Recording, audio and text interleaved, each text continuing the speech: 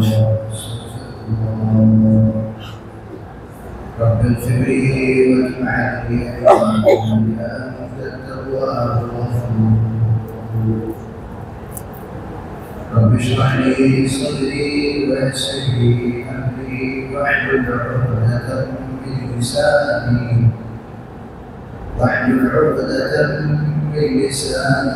يفقهوا قولي. وبك نستعين يا المستعان. الحمد لله نحمده ونستعينه ونستغفره ونؤمن به ونتوكل عليه ونعوذ بالله من شرور انفسنا ومن سيئات اعمالنا. من يهده الله فلا مضل له ومن يضلل فلا هادي له. ونشهد ان لا اله الا الله وحده لا شريك له. ونشهد ان سيدنا ونبينا وشفيعنا وحبيبنا ومولانا محمدا عبده ورسوله. ارسله بالحق بشيرا ونذيرا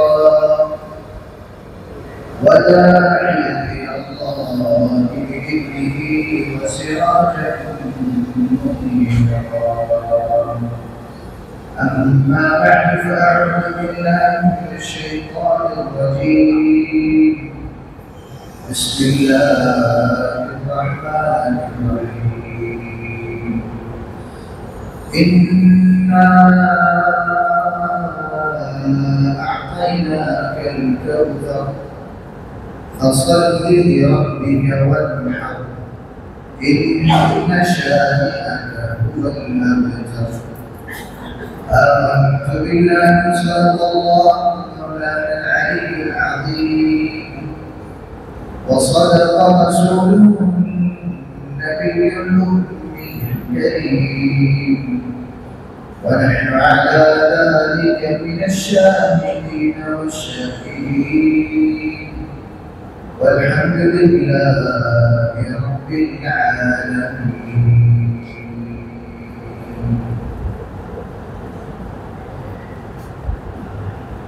उपस्थित मुसल्लियान किराम, मोहतरम सामईन, प्रिय भाई बंधुरा, अल्लाह पाक रब्बुल आलमीन এর অশেষ মেহেরবানি और শুকরিয়া যিনি আমাদেরকে অন্যান্য জুমার ন্যায় এই জুমাতেও নির্ধারিত সময়ের আগে মসজিদে হাজির হওয়ার তৌফিক দান করেছেন। আলহামদুলিল্লাহ। আল্লাহ পাক রব্বুল আলমিন জিলহজ মাসের প্রথম 10 দিনে আমরা যে ইবাদতগুলো করছি প্রত্যেকটি ইবাদতকে আল্লাহ পাক রব্বুল আলামিন কবুল করে নেন। আমিন। এবং আমাদের ইচ্ছায় হোক অনিচ্ছায় হোক কোনো ত্রুটি করে থাকলে আল্লাহ পাক রব্বুল আলামিন সেই ত্রুটিগুলোকে মাফ করে নেন। আমিন।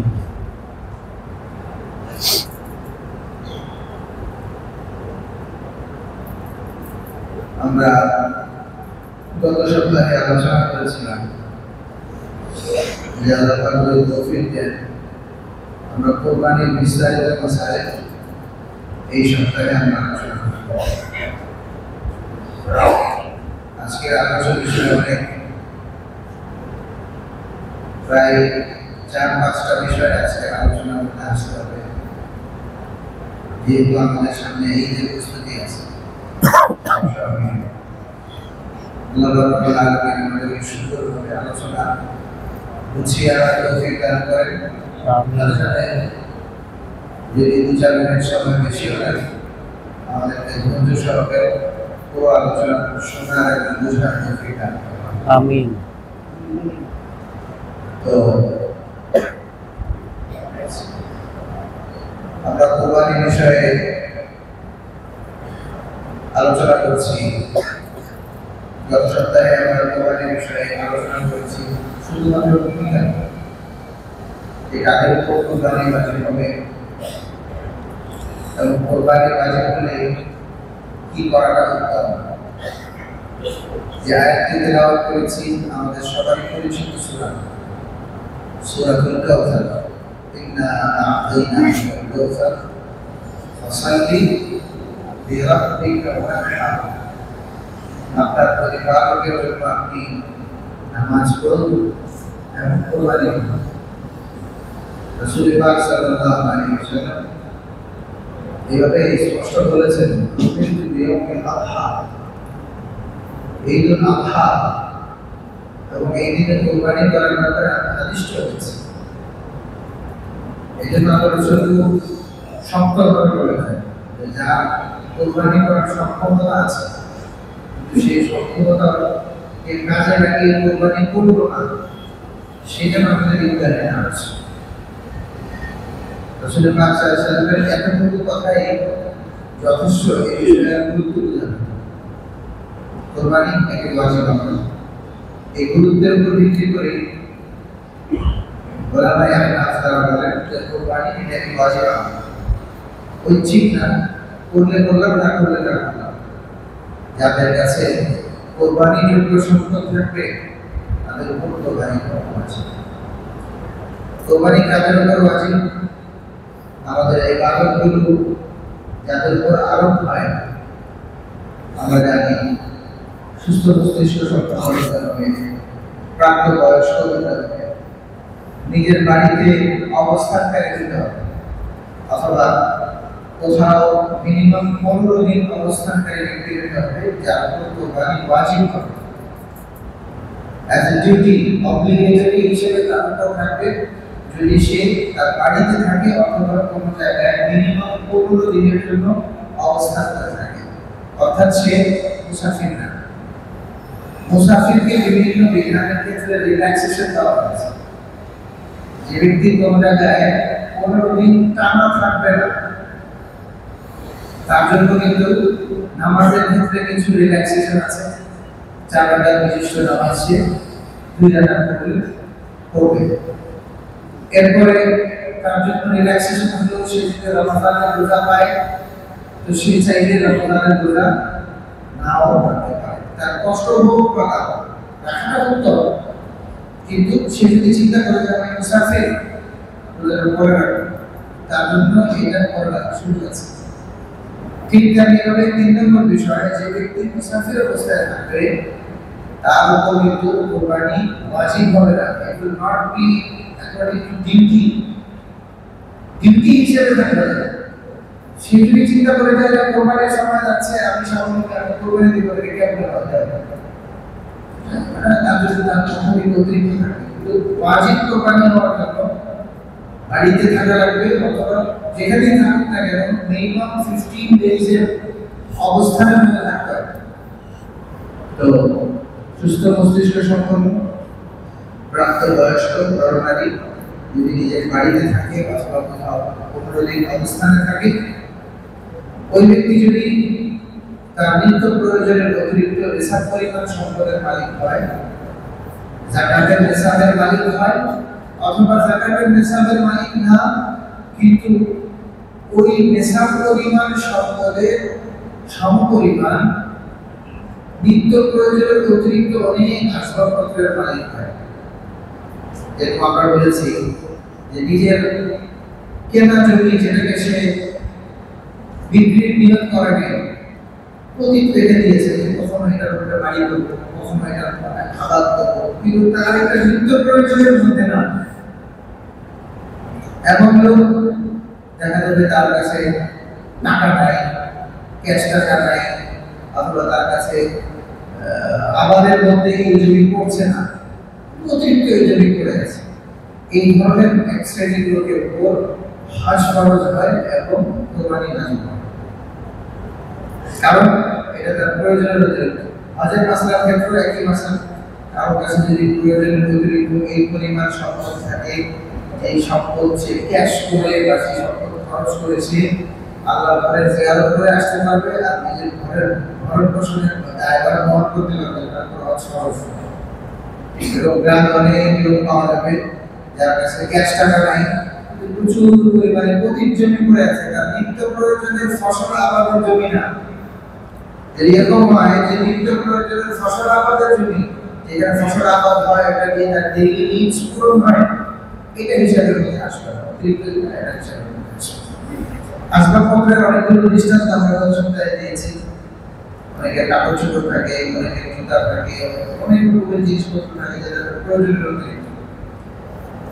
আসল কথা হলো কোরবানি ইবাদত।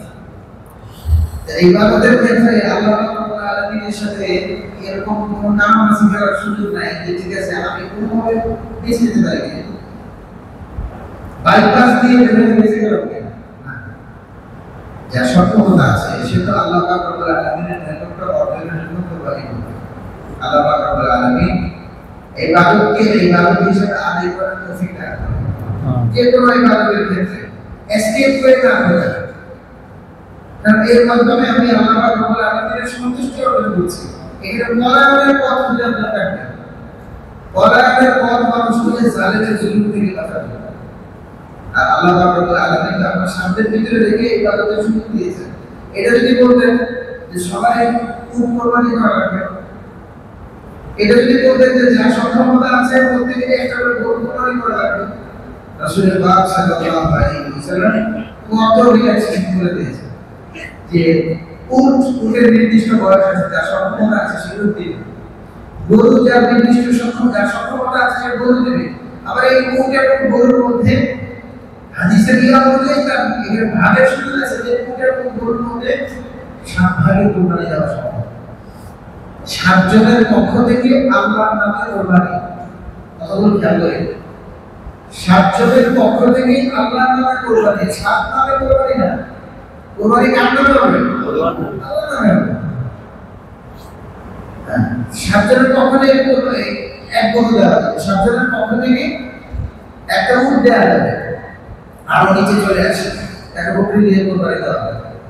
এই বকরি যদি 1 বছর বয়স না হয় কিন্তু হৃষ্টপুষ্ট এমন যে মনে হচ্ছে যেন 1 বছর হয়ে গেছে, তাও চলবে। বকরির ক্ষেত্রে যদি বাকি গরুটাকে এটা চলবে। গরুর জায়গায় কেউ চাইলে মহিষ দিতে পারে, উটের বকরির জায়গায় কেউ চাইলে খাসি দিতে পারে, দুম্বা দিতে পারে, কিন্তু নির্দিষ্ট বয়স হবে। দুম্বার ক্ষেত্রে এই ছাড়টা রাসূলের ভাষায় দিয়েছেন যে যদি কোনো দুম্বার বয়স 1 বছর না হয়ে থাকে কিন্তু এতটা হৃষ্টপুষ্ট যে দেখতে 1 বছরের কম, দেখতে 1 বছরের আর মনে হয়। আমাদের তো সবই সমান মনে, কারণ এই ফিল্ডে আমরা সচরাচর চলাফেরা করি না। যে যা বোঝাবে তাই না, আমি স্কুলে দূর থেকে এই যাচ্ছে আর ভাষা যাচ্ছে, কি যে যাচ্ছে কিছুই জানে না। বড় জাতের গরু দেখতে উঁচা বয়স হয় না, এবার জানিস না যে উঁচা দেখতে হবে, তারপরেও আর কতটুকু পারবো না। এর চেয়ে বেশি তার পারবো না যে আপনার আশপাশে যে ভাই এটা তো যাচ্ছে গরু যাচ্ছে, এর বেশি আমরা পারবো না। আল্লাহ পাক আমাদেরকে এর বেশি দায়িত্ব দেন না। নিজের সাধ্যমতো এনশিওর করা যে বয়স হয়ে গেছে কোরবানির পশু আমরা ক্রয় করবো, এই পশুর মধ্যে যেন দুষ্ত্রুটি না থাকে। রাসূল পাক সাল্লাল্লাহু আলাইহি ওয়াসাল্লাম বলেছেন কান কাটা পশু দিয়ে কোরবানি করা হয়। সেই জমানায় মানে ওই যে রাহেবিল্লাহ ছেড়ে দেয় যে সমস্ত পশু ছিল ওদের কান কাটা হতো, কানে ছিদ্রি করা হতো। আগেকার যুগে শুধু গরু না মানুষেরও একটু কানে ছিদ্রি করা হতো। আপনি যদি ভারতে যান, ভারতে গিয়ে দেখবেন এরকম অনেক বৃদ্ধ লোক পাওয়া যাবে বিশাল বড় ছিদ্রি কানে, মানে এখানে কানে ছিদ্রি করে ইহা বড় একটা কানের দুধ ঝুলিয়ে রাখা হতো। এইসব বিভিন্ন চিন্তাধারা প্রতিফলনের রাসূল পাক সাল্লাল্লাহু আলাইহি ওয়াসাল্লাম নিষেধ করেছেন। এজন্য এমন কোন পশু দিয়ে কোরবানি করা যাবে না যে পশুর কান কাটা, যে পশুর অধিকাংশ লেজ কাটা, একইভাবে যে পশু শিং ভেঙে তার মস্তিষ্ক পর্যন্ত ক্ষত চলে গেছে। কোন পশু যদি এরকম হয় যে তার শিং নেই, কোনো সমস্যা নেই, বয়স হয়ে থাকলে শিং না থাকলেও কোনো সমস্যা নেই। আবার শিং আছে কিন্তু শিংটা ফেটে গেছে,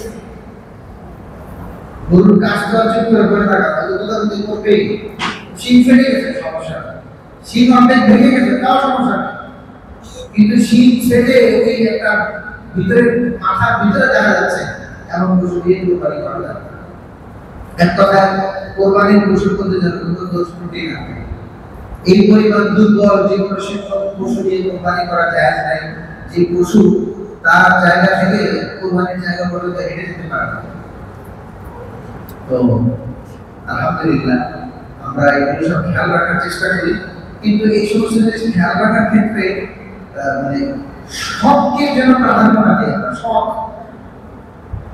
আমি আগেও কয়েকবার বলেছিলাম, মনে করি এই জায়গায় কোরবানি হচ্ছে, তো বলে আপনার গরু জবাই দেখাতে হবে, সবাই চলে আসছে। তো উত্তরে তো গরুর মালিক বলছেন, দেখবেই তো শখের একটা বিষয় আছে না, কোরবানি করার ক্ষেত্রে শখের একটা বিষয় আছে না, শখের বিষয়ে যেন মাঝখানে না আসে। বাস আমি আল্লাহর জন্য কোরবানি করি। আমাদের বুজুর্গানে কেরামের মধ্যে এরকম অনেকে পাওয়া যায় যারা 1 বছরের কোরবানি জমা করে কোরবানির পশুটাকে ক্রয় করে, 1 বছরের কোরবানির পশু এখনই ক্রয় করে রেখে দিতেন, ওটাকে পালতেন, ওটা লালন পালন করতেন, ওটাকে খাওয়াতেন, ওটাকে চড়াতেন। এরপরে যখন কোরবানি করতেন দিল চৌচির হয়ে যেত। আমাদের এইটা হলো কোরবানি, বাস্তবিক অর্থে কোরবানি। আমরা তো আজকে কিনবো আর ওদের কিনবো, এটা কোরবানি, অবশ্যই এটা না করার বিষয় না। কিন্তু কোরবানি কাকে বলে জিনিস আমার খুব মহব্বতের, আমার দিলের ভিতরে ঢুকে গেছে। আমি ওটাকে বের করে জবাই করে দিচ্ছি। সাইয়েদনা হযরত ইব্রাহিম আলাইহিস সালাতু ওয়াস সালামের সুন্নাহ যে উনি ওনার আদরের সন্তানকে কোরবানি করে দিচ্ছেন, চোখের পানি ঝরছে, কিন্তু কোনো আগ্রহ নেই। আল্লাহ তোমার জন্য তোমার হুকুম পালন করে রেখেছে। আল্লাহ আমাদেরকে এই অনুভূতি তৈরি করার তৌফিক দান করুন। আমিন। আমি এইটার মাধ্যমে আল্লাহ পাক রব্বুল আলামিনের সন্তুষ্টি অর্জন করার জন্য আমি আহ্বান করছি। তো কুরবানির পশুর মধ্যে যারা দোষ ত্রুটি না থাকে এগুলো খুব ভালো করে দেখে নেন। কোরবানির পশু যেন অন্ধ না হয় এগুলো ভালো করে দেখে নেন। এরপরে কোন ব্যক্তির একটু হতে পারে অনেক সময় দুর্ঘটনা ঘটে যে কোরবানির পশু ক্রয় করে নিয়ে আসেন, আসার পথে একটা দুর্ঘটনা ঘটে গেছে, এখন কোরবানির পশু দোষযুক্ত হয়ে গেছে। অথবা কোরবানির পশু ক্রয় করার পরে এমন একটা অ্যাক্সিডেন্ট ঘটে গেছে যে ওই পশু আর জীবিত থাকতে পারে না। পাগলা গরু দিয়ে কোরবানি দেওয়া যায়, কারণ একজন কোরবানির পশু ক্রয় করে নিয়ে আসছেন, গরু তো ছুটে গেছে, গিয়ে চলন্ত একটা ট্রাকের সাথে বাড়ি গিয়েছে। এটা আমার অবগতির মধ্যে এরকম একটা ঘটনা আছে। এখন প্রশ্ন হলো ওই লোক তো আর বাঁচে না, আশপাশের লোকজন ছিল, এরকম কিছু দানিস্তা লোক থাকা দরকার যাদের দিনের বিষয়ে সঠিক ধারণা আছে। আশপাশের লোকজন ছিল, তারা যখন দেখছে যে এই গরু আর বাঁচবে না, সাথে জবাই করে দিয়েছে। জবাই করে দেওয়ার পরে কি হলো, এখন এই গরুটা খাওয়ার বিরক্ত থাকে। আর যদি ওইটা ওইভাবে মারা যায় তাহলে এই গরু আর খাওয়ার বিরক্ত থাকে না। রাসূল পাক সাল্লাল্লাহু আলাইহি ওয়াসাল্লামের দরবারে এক হাবশী মেয়ে একটা পশু নিয়ে আসছে। দেখি যে ওর গলা একেবারে মানে জবাই করতে গিয়ে ছিঁড়ে ফেলে গেছে। এরকম কেন? তো জিজ্ঞাসা করা হলো এরকম কেন? উত্তরে বলা হচ্ছে, সেই মেয়ে বলছে যে আমি দেখলাম এই পশুটা বাঁচবে না, তো সাথে সাথে ধারালো একটা পাথর নিয়ে চোখা এই পাথরের এক সাইড পুরো ধারালো রেখে এখন কি হলো, এই পশুটা খাওয়ার জন্য আমরা তো মাসলা বিদ্যুতের মাসলায় জানি না, এই সমস্ত আকস্মিক মাসলাতে জানা আরো দূরের কথা। তো এরকম যদি কোনো দুর্ঘটনা ঘটে, ধনী ব্যক্তির জন্য তার কোরবানির পশু ক্রয় করার পরে যদি পশু মারা যায় বা কোরবানির পশু ক্রয় করার পরে যদি সে রিপ্লেস করতে চায়, ধনী ব্যক্তির জন্য শুরু হয়েছে। বাকি হয়ে গেল কথা, অনেকে পশু কিনে প্রথমে শেয়ার করে যে শেয়ারের লোক পাইনি, পরে দেখে যে শেয়ারে পাচ্ছে না, আচ্ছা ঠিক আছে দেরিটা করে কোরবানির গরুটা কিনে ফেলার পরে মনে মনে খুঁজে কাউকে শেয়ারের বাইরে নিয়ে কোরবানির পশু ক্রয় করে ফেলার পরে শেয়ারে ঢোকানোর সুযোগ নেই। যদি ঢোকান তাহলে যে পরিমাণ টাকা শেয়ারে ঢুকিয়েছে ওই পরিমাণ টাকা সবটা করে দিতে হবে, ওই টাকাটা সবটা করে দিতে হবে না। যে ঠিক আছে আমি কিনে রাখলাম আর ওখানে পরবর্তীতে আস্তে আস্তে করে শেয়ার নিয়ে গেলাম, না এটা করা যাবে না। শেয়ারওয়ালারা আগে থেকে শেয়ার এস্টাবলিশ করে তারপর কোরবানির পশু কিনবো, অথবা নিজেরটা নিজে কোরবানি দিব। আমরা গত সপ্তাহে আলোচনা করেছি কোরবানির ক্ষেত্রে উত্তম হলো একা একা করে নেওয়া। আমার কোরবানি আল্লাহ সন্তুষ্টির জন্য দিচ্ছি, আমার কারোর সাথে যুক্ত হয়ে আমার কোনো কিছু তার পিছিয়ে যাওয়ার দরকার নেই, তার কোনো কিছু আমার ভাগে আসা দরকার কিছু নেই। তো কোরবানির পশু যদি ধনী ব্যক্তির হয় সে রিপ্লেস করতে পারে, কোনো সমস্যা নেই। এবং গরিব ব্যক্তি যদি হয়, গরিব সে যার উপর কোরবানি ওয়াজিব না, সে শখের বসে কোরবানির পশু কিনেছে, এবং পশুটা বাঁচে নাই, তাকে কি বলা হবে যে তোমার তো বাঁচা নাই, থাক দরকার নেই? না, তোমার ওয়াজিব ছিল, তুমি কিনেছো কেন? তুমি যখন কিনেছো এখন তোমার কোরবানি দিতে হবে। কথা বুঝতে পারলো? যার উপর কোরবানি ওয়াজিব না তাকে তো বলা হচ্ছে না বাই ফোর্স কোরবানি করতেই হবে, কিন্তু যখন সে কোরবানির পশু কিনে ফেলেছে এখন তার কোরবানি করতেই হবে। তার পশু যদি মারা যায় তাকে অল্টারনেট ব্যবস্থা করে কোরবানি করতে হবে। এর দৃষ্টান্ত থাকে এরকম, আমরা নফল নামাজ পড়ি না, নফল নামাজ পড়া নফল, কিন্তু নফল নামাজ শুরু করে ফেলার পরে ওই নামাজটা ওয়াজিব হয়ে যায়। কোনো কারণে যদি ওই নামাজ ছেড়ে দেওয়া হয় তাহলে অবশ্যই ওই নামাজ আপনাকে রিপিট করতে হবে। নফল রোজা রাখা নফল, কোনো ব্যক্তি নফল রোজা শুরু করে ফেললো, এরপর তার ঘরে যদি মেহমান আসে তো তার জন্য সুযোগ আছে যে তুমি মেহমানদের আতিথেয়তার কাজে রোজা ভেঙে করো, কোনো সমস্যা নেই। কিন্তু মেহমানের আতিথেয়তা করতে গিয়ে রোজা ভাঙার পরে তাকে আবার আরেকটা রোজা কাজা করতে হবে। কাজাটা কেন করতে হবে? নফল when it started, যখন শুরু হয়ে গেছে এটা ওয়াজিব। যে ব্যক্তির কোরবানি ওয়াজিব নাই, তার যদি কোরবানির পশু এরকম কোরবানির আগে, ঈদের আগে যদি কোরবানির পশু মারা যায় তাহলে তাদের তো রিপ্লেস করা ওয়াজিব। আচ্ছা, কোরবানির মধ্যে 7 ভাগে কোরবানি দেওয়া যায়, এর মধ্যে কি আকীকা ঢোকানো যাবে? আকীকা ঢোকানো যাবে। কোরবানির 7 ভাগের মধ্যে কেউ যদি আকীকা দিতে চায়, যদি এটা অনুত্তম, উত্তম হলো রাসূলুল্লাহ সাল্লাল্লাহু আলাইহি ওয়াসাল্লাম নিজের নাতিদের আকীকা দিয়েছেন, যেটা হৃষ্ট দুর্বার কথা। বেশি ফলো করার চেষ্টা করা দরকার, যে আল্লাহ রাসূল সাল্লাল্লাহু আলাইহি ওয়াসাল্লাম যে আমলটা করেছেন ওই আমলটা করুন। অনেকের কি হলো, আমার আছে আমি বলে দিব, সমস্যা কোথায়? কোনো সমস্যা নেই, বুঝলেন? কিন্তু আল্লাহ রাসূল যেটা করেছেন এক্স্যাক্টলি ওটা করার মধ্যে হচ্ছে মানে সফলতা 50। আল্লাহ রাসূল দুইটা দুব্বা দিয়েছেন, আমি দুইটা দুব্বা দিলাম। আল্লাহ রাসূল দুইটা কাশি দিয়েছেন, আমি দুইটা কাশি দিলাম।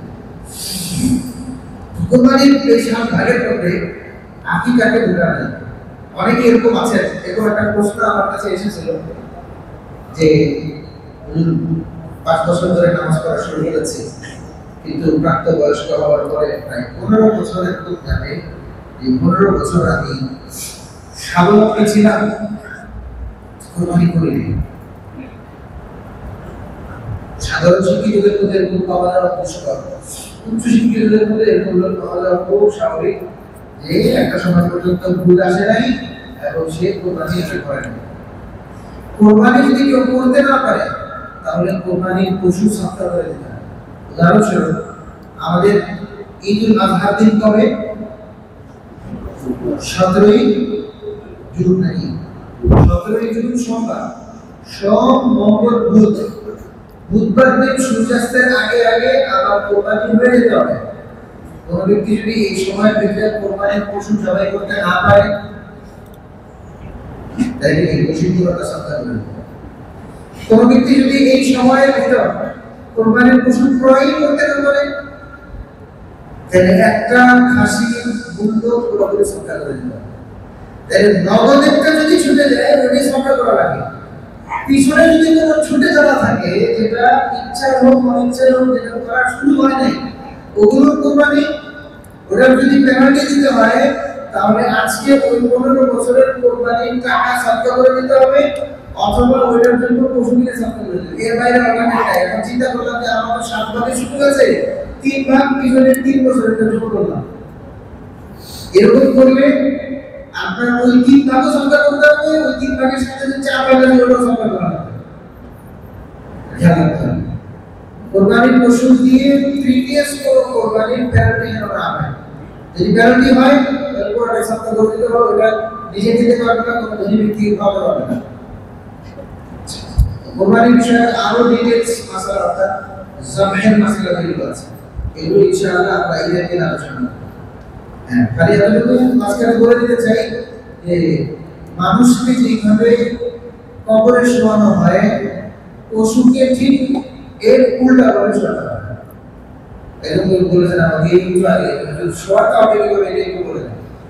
মানুষকে শোয়ানো হয় মাথার দিক থেকে, উত্তর দিকে থাকে, পা থাকে দক্ষিণ দিকে। তো কোরবানির পশুকে শোয়াতে হবে তার মাথা থাকবে দক্ষিণ দিকে, পা থাকবে উত্তর দিকে। ব্যাস সহজ মাসালা। এছাড়া ডিটেইলস যে সমস্ত আলোচনা আছে আল্লাহ যদি তৌফিক দেন আমরা ইনশাআল্লাহ ঈদুল আযহার দিন আমরা আলোচনা করব। এর আগে আমরা পরবর্তী পয়েন্টে চলে যেতে চাই। যদি কারো স্পেসিফিক কোরবানির কোনো কোয়েরিজ থাকে, আমি বুঝতে আছি আমাদের পর থেকে থাকবো, আবার শনিবার আগামীকালকেও থাকবো, পরশুদিনও থাকবো। হ্যাঁ, নিজেদের ভাগের মধ্যে মৃত ব্যক্তির কোরবানিকে যোগ করা যায় না। রাসূল পাক সাল্লাল্লাহু আলাইহি ওয়াসাল্লামের কোরবানি দেওয়া যায় না, কোনো সমস্যা নেই, এগুলো কোনো অসুবিধা নেই। আল্লাহ রাসূল সাল্লাল্লাহু আলাইহি ওয়াসাল্লাম শেয়ার করে দিয়ে গেছিলেন আলী ইবনে আবি তালেব রাদিয়াল্লাহু আনহু, যতদিন হায়াতে থাকবে তুমি আমার পক্ষ থেকে কোরবানি দিবে। তো এটা সুযোগ আছে, কেউ যদি চায় সেই মৃত মা বাবার পক্ষ থেকে কোরবানি দিবে, কোনো সমস্যা নেই, কোরবানি দিতে পারবে। এর আগে আমাদের সাথে আমাদের এই সময়ে আমাদের নতুন একটি মাসলা যোগ হবে, সেটি হলো জিলহজ মাসের ৯ তারিখ থেকে তাকবীরে তাশরীফ শুরু হবে। জিলহজ মাসের ৯ তারিখ থেকে তাকবীরে তাশরীফ শুরু হবে। তাকবীরে তাশরীফ কি? প্রত্যেক ফরজ নামাজের পরে আল্লাহু আকবার আল্লাহু আকবার লা ইলাহা ইল্লাল্লাহ আল্লাহু আকবার আল্লাহু আকবার ওয়া ইলাহা ইল্লাল্লাহ। এটা খেয়াল রাখতে হবে নামাজটা যেন শেষ হয়। অনেকে আছে ইমাম সাহেব এখন সালাম ফিরিয়ে মাথা সোজা করতে পারে না, এটা আমার খুব বেশি হয়। আমি তো এমনিতেই দ্বিতীয় সালামটা একটু শর্ট দিই, প্রথম সালামটা যত হয় দ্বিতীয় সালামটা শর্ট দিই, যেন আমার সালামের আগে কারো সালাম শেষ না হয়। এটা কিন্তু নিয়ম। ইমাম সাহেব দ্বিতীয় সালাম শর্ট দিবেন, লম্বা দিবেন না।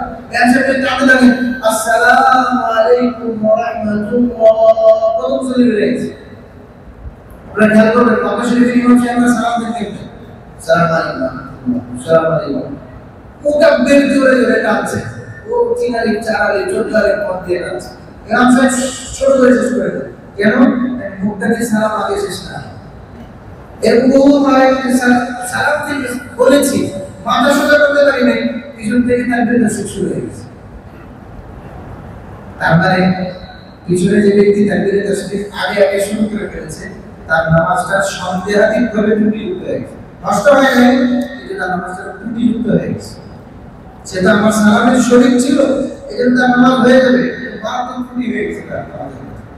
এজন্য ইমাম সাহেবের সালাম পুরো ফিরানো শেষ হতে হবে, তারপর আমরা ঈদের তাকবীর তাশরীফ শুরু হবে। কবে থেকে? জিলহজ মাসের ৯ তারিখ ফজর থেকে শুরু হবে, টানা ৩০ বছর। এই হিসেবে আমাদের তারিখ অনুযায়ী আমরা তাকবীর তাশরীফ করা শুরু করব কবে থেকে? রবিবার থেকে। সোমবার তো ১০ তারিখ, রবিবার ফজর থেকে, রবিবার সোমবার মঙ্গলবার বুধবার ২০ বছর।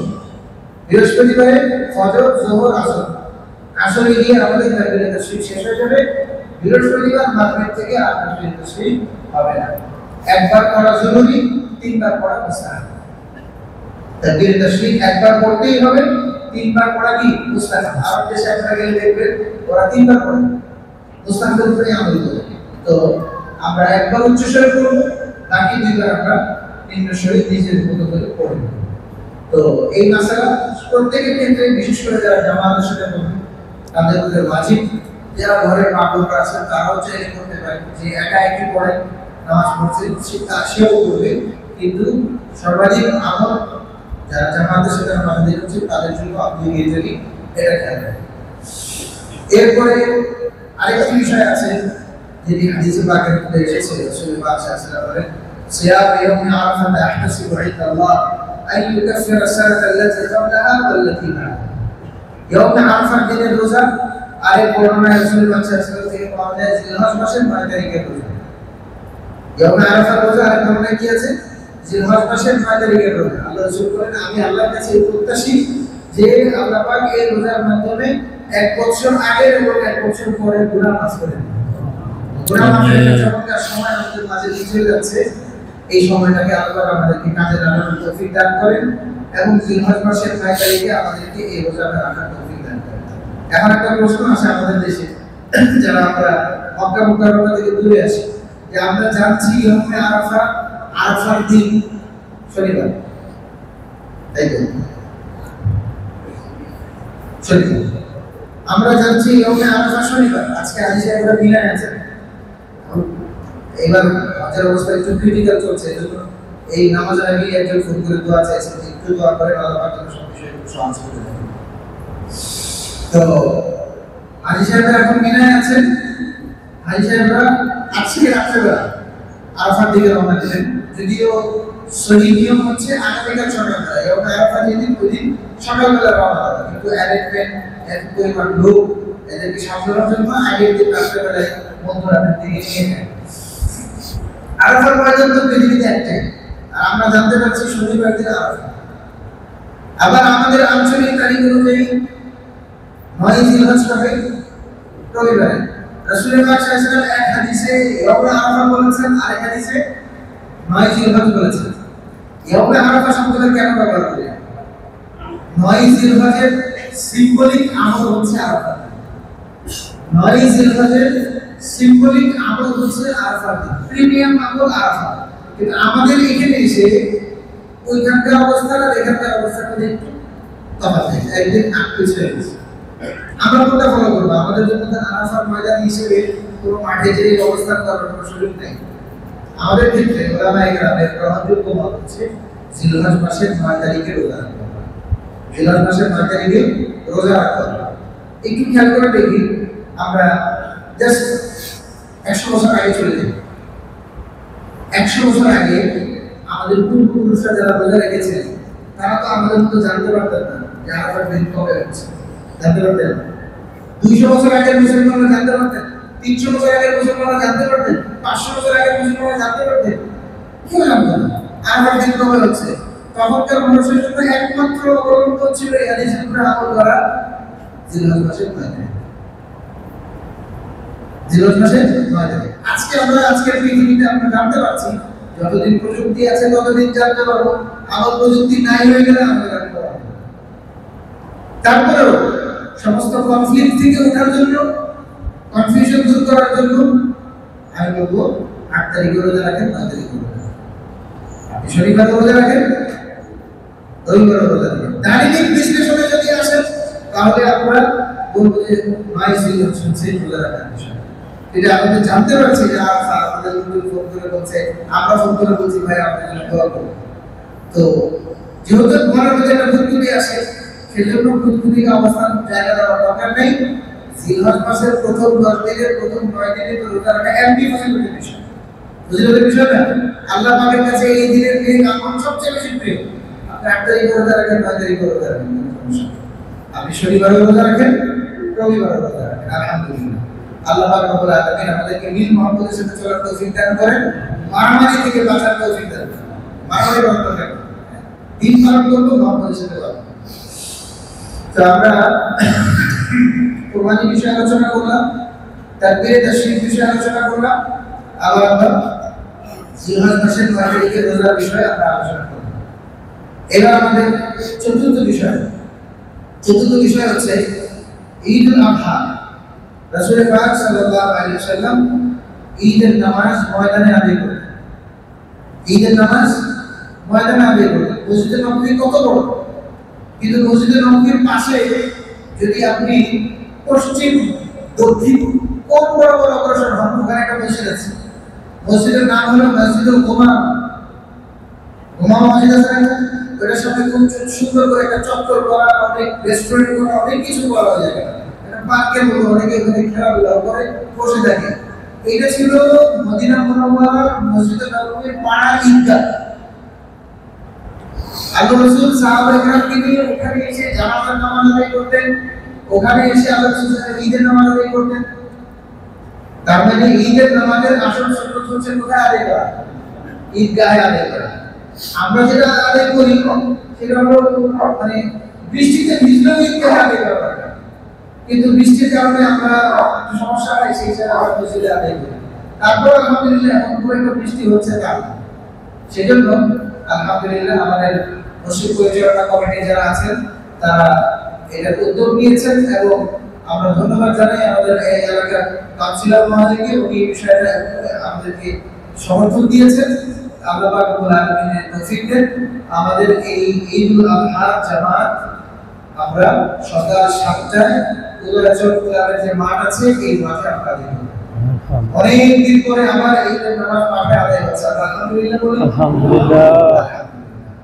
তো সকাল 7টায় আমরা মাঠে আদায় করব। এখন যদি বৃষ্টি হয় আয়োজনটাই আমরা এমন চিন্তা করছি যে যদি কোনো কারণে এরকম হয় যায়, প্রচন্ড বৃষ্টি হচ্ছে বা এমন সিচুয়েশন তৈরি হয়ে গেছে, আমরাই তো করবো নাকি, আমরা তো করতে আসবে ঈদের নামাজ, আমরা যারা এখানে যে আমরাই করবো। তো আমরা যদি এই বিষয়ে সজাগ থাকি যে বৃষ্টি হয়ে যাচ্ছে এখন কি হবে, তো এটার বি প্ল্যান হচ্ছে আমরা মসজিদে চলে আসবো। কথাটা বুঝতে পারলাম? আমাদের প্ল্যান এ হচ্ছে আমরা ঈদুল আযহার নামাজ কোথায় আদায় করব, সকাল 7টায় মাঠে আদায় করব। যদি বৃষ্টি হয়ে যায় এবং পরিবেশ আমাদের ঈদের নামাজ আদায়ের উপযুক্ত না থাকে, আমাদের প্ল্যান বি আমরা মসজিদে ঈদুল আযহার নামাজ আদায় করব। সময় কয়টা? সকাল 7টা। এটার জন্য প্রয়োজনে যদি পরিবেশ অন্যরকম হয়ে যায় আমরা ইনশাআল্লাহ মসজিদে ঘোষণা করে দেব যে ঈদুল আযহার নামাজ ওখানে হবে না, মসজিদে হবে। কিন্তু প্রত্যেকদিন বৃষ্টির পূর্বাভাস আছে, আজকেও বৃষ্টির পূর্বাভাস ছিল, সকালে বৃষ্টি হয়েছে। আল্লাহ পাকের কাছে দোয়া করি ওই দিনে যেন বৃষ্টি না হয়, আকাশ মেঘলা থাকুক, গরম বেশি না থাকুক, আমরা যেন সুন্দরভাবে ঈদুল আযহার জামাতটা ময়দানে আমরা ঈদের মাঠে আমরা যেন আদায় করতে পারি। আল্লাহ পাক তৌফিক দান করুন। রাসূলুল্লাহ সাল্লাল্লাহু আলাইহি ওয়াসাল্লাম ঈদুল আযহার যে জামাত একটু সময় লাগবে, আগে থেকে করে নিয়েছে, কেউ ইনশাআল্লাহ বিরক্ত হবে না, ধৈর্য সহকারে শুনবো। আমাদের আবু হাসান ভাই কিছু কথা বলবেন, তারপরে ইনশাআল্লাহ আমরা পরবর্তী পর্বে যাব। আল্লাহ রাসূল সাল্লাল্লাহু আলাইহি ওয়াসাল্লাম ঈদুল আযহার দিন নিজের কোরবানির পশু দিয়ে পশু রান্না করে ওইটার মাধ্যমে খাবার শুরু করতেন। এজন্য যারা আর্লি দিব তাদের জন্য তো সুযোগ আছে, যারা আর্লি দিব না তাদের পক্ষে যদি সম্ভব হয় যে না আমি নিজেই করবো খাবার খেতে, আমি করে খেয়ে প্রয়োজন আপনি ঘুরে খান, ফজরের আগে কিছু খান, ফজরের নামাজ আদায় করার পর কিছু খাওয়ার দরকার নেই, সেটা কোরবানির মাধ্যমে শুরু করার চেষ্টা করি। আরেকটা বিষয় হচ্ছে আমরা চুল, মোচ, নখ এগুলো সব কাটবো কখন? ঈদের নামাজের আগে নাকি কোরবানি দিয়ে কাটবো, কারণ আল্লাহ রাসূল বলেছেন কোরবানি দিয়ে।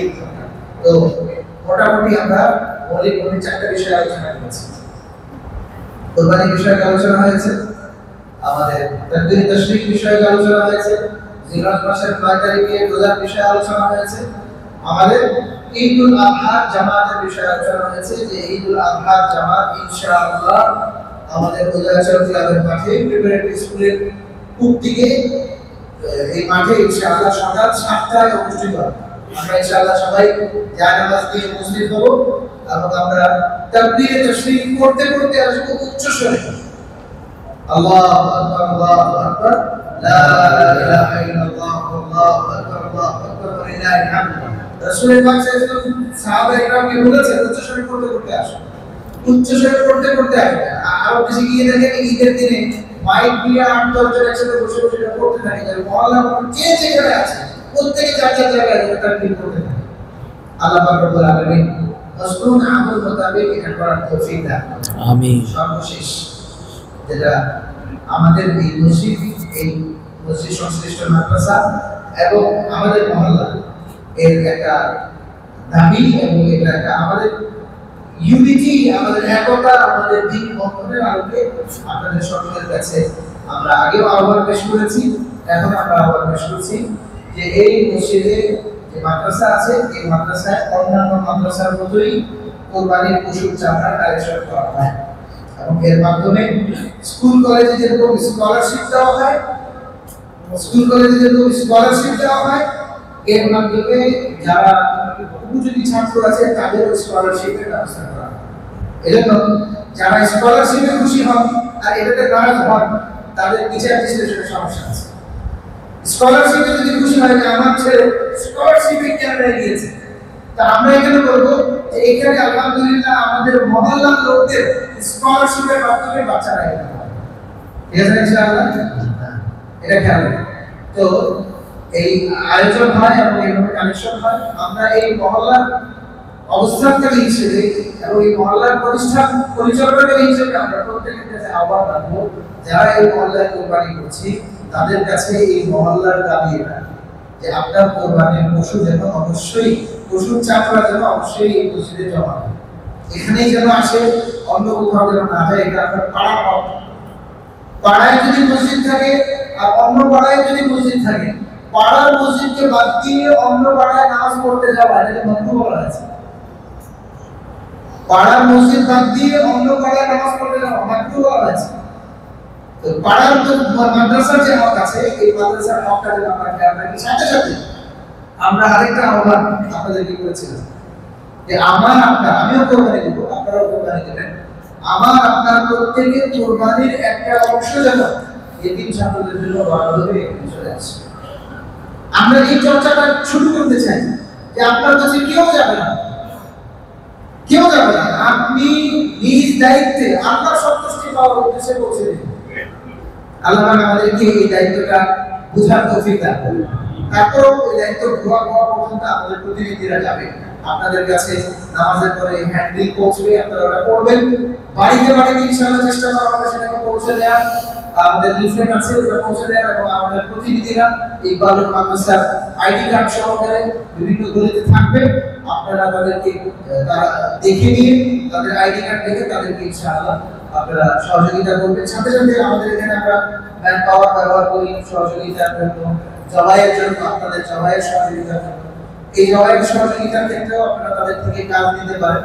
এবং জবাইয়ের ব্যাপারে অনেকে জিজ্ঞাসা করেন যে জবাই করলে কি হাদিয়া দেওয়া যায় কিনা। আপনি কাউকে হাদিয়া দিবেন, এটা আপনার ব্যক্তিগত বিষয়, দিবেন কি দিবেন না, হাদিয়া দেওয়া তো ভালো, যদি দিতে চায় তাহলে কোনো আপত্তি নেই। আল্লাহ পাক রব্বুল আলামিন আমাদেরকে প্রত্যেকটি জিনিস মাসআলা অনুযায়ী সঠিকভাবে আমল করার তৌফিক দান করেন। সময় অনেক হয়ে গেছে, তারপরেও আহ্বান করবো একটু ধৈর্য সহকারে আমরা আলোচনা শুনি। আমাদের আবু হাসান ভাই কিছু কথা বলবেন, তারপরে ইনশাআল্লাহ আমরা পরবর্তী পর্বে চলে যাব।